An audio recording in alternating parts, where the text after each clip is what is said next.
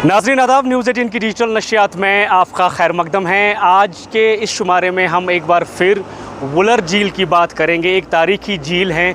अभी मैं Wular conservation and management authority के दफ्तर में यहाँ पे आया हूँ और जिस तरह से वुलर झील में एक्वेटिक लाइफ बहाल हुई हैं, लोटस का रिवाइवल हुआ है, इस तरह से कहीं ना कहीं वुलर में एक नई ज़िंदगी लौट आई है।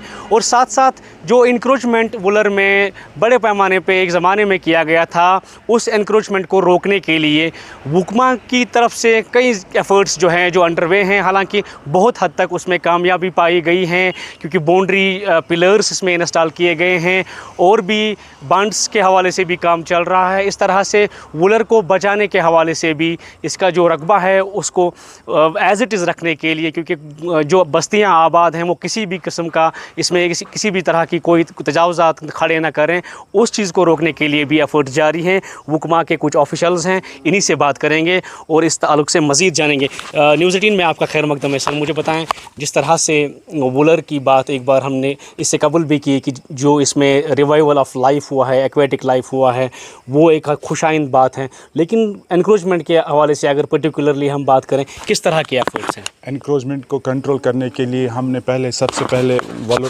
कंजर्वेशन एंड मैनेजमेंट अथॉरिटी ने यहाँ पे कंसोलिडेशन बंडिंग की हैं और यहाँ पे जो बाउंड्री पिलर्स हैं वो इंस्टॉल किए हैं। Round about 1159 digital boundary pillars हमने यहाँ से इंस्टॉल किए हैं और कंसोलिडेशन बंडिंग भी की है। हम एक दूसरी बात ये भी हम रूटीन में इसको ड्राइव करते हैं, एनक्रोचमेंट ड्राइव करते हैं वुलर को बचाने के लिए है।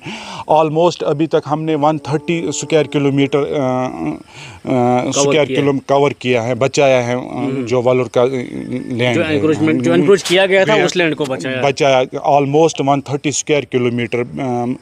डिजिटलाइजेशन भी हुई है, अर्दन बंडिंग भी हुई है। जहाँ जहाँ पे अब हमें ख़तरा लगता है, यहाँ पे एनक्रोचमेंट का ख़तरा है या कुछ है, हम उसमें क्या करते हैं, हम उसमें अर्दन बंडिंग भी करते हैं और कंसोलिडेशन बंडिंग भी इस साल हम जहाँ जहाँ पे लगे हमें उस पे हम काम कर रहे हैं। आपको लगता है कि ये जो एफर्ट्स हैं इससे वुलर का जो रुकबा है वो बिल्कुल जो है और एनक्रोचमेंट इससे बच जाएगा? ऑलमोस्ट 90 to 95 जो उसका रुकबा है वो फिर हमने बरहाल कर दिया है, कंट्रोल कर दिया। हमें अब यहाँ पे माइनर कहीं जगह हमें एनक्रोचमेंट का रिपोर्ट होता है, हम फौरी तौर पर वहाँ पे जाते हैं और फिर वो पे रिट्रीव करते हैं वो लैंड। ठीक, चलिए बहुत शुक्रिया शौकत साहब। जो जिस तरह से हाल ही में हमने देखा, इसमें 30 साल के बाद नदरू की वापसी हुई है, लोटस की इसमें जो है वापसी हुई है, कैसे देखते हैं आप?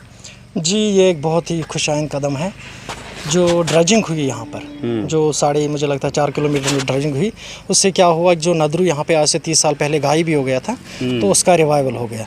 वो खुशाइन कदम इसलिए क्योंकि लोगों को उससे एक रोज़गार का बहुत अच्छा ज़रिया मिला, उनको बहुत अच्छा लाइवलीहुड पैसा मिल रहा है उसका, तो लोग इससे काफ़ी खुश हैं। मुझे लगता है आगे भी हुकमा बहुत सारे काम कर रहा है, ज़्यादातर तो अभी फोकस है टूरिज़्म रिवाइव हो यहाँ पर।